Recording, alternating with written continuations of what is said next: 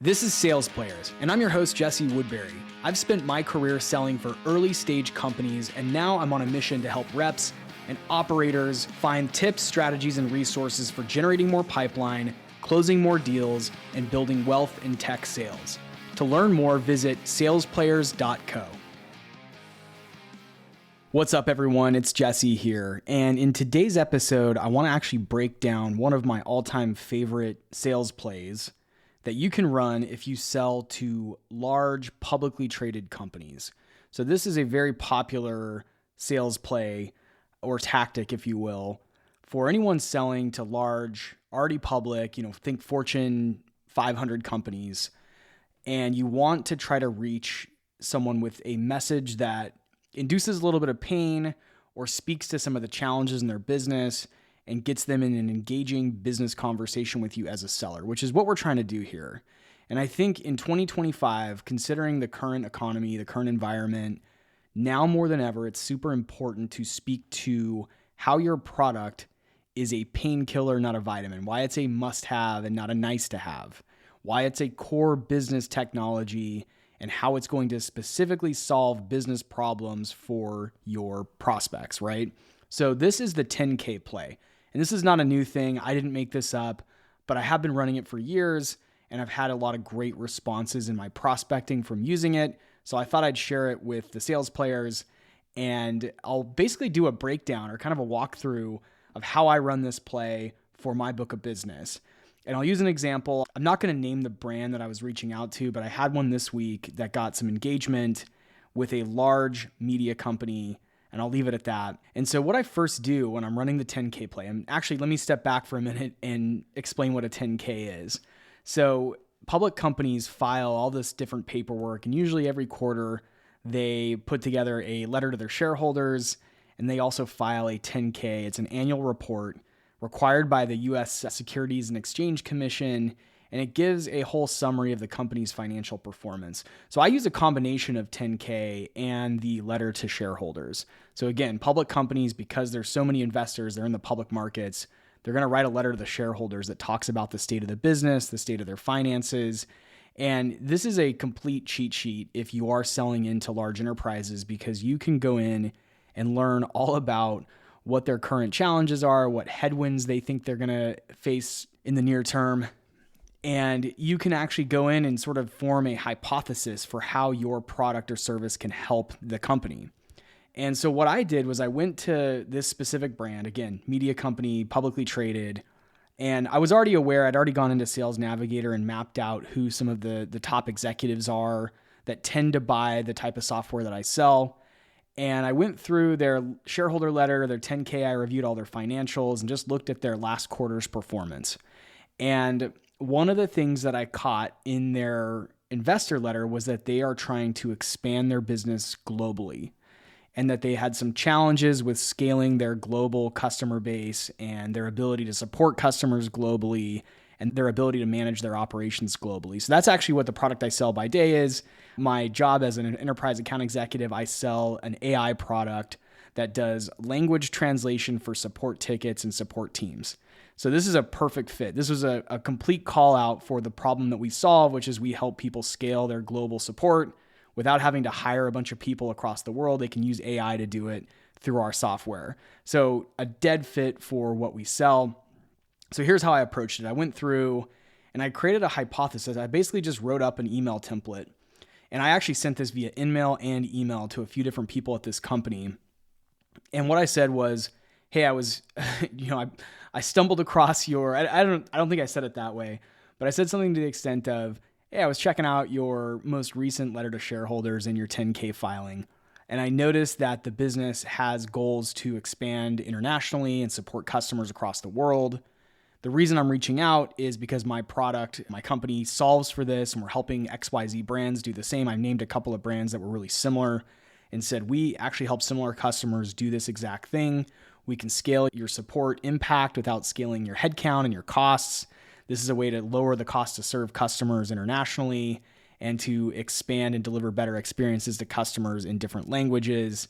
This is going to also make you more operationally efficient, because your existing team is going to be able to handle more support conversations across languages without having to go and jump across screens to some translating widget or something like that. So anyway, I won't get into my whole pitch, but as you can see, all I did was go in, spent maybe 10 minutes reading through the 10K filing and the investor letter. I spotted a couple of things that I then mapped back to our value points in the business. Then I reached out to these executives, and I actually got a response from one of the vice president level executives. And it was not an immediate, book a demo. I need to look at this right now. I wish it was, but it was definitely hey, this is interesting. Not a priority just yet. Let's come back to this in a couple of weeks and we'll go from there. So there you have it. A response from a VP level, interested, a business conversation started, an agreement to follow up. Pretty cool outcome. And again, I've used this over and over again over the course of my career and always found that you tend to get a response, especially from higher level decision makers, because those are the people that are focused on the big challenges within the business, the 30,000 foot view of the company's direction, especially at the public level, of the public company level, because they're compensated and bonused on the outcomes in the business.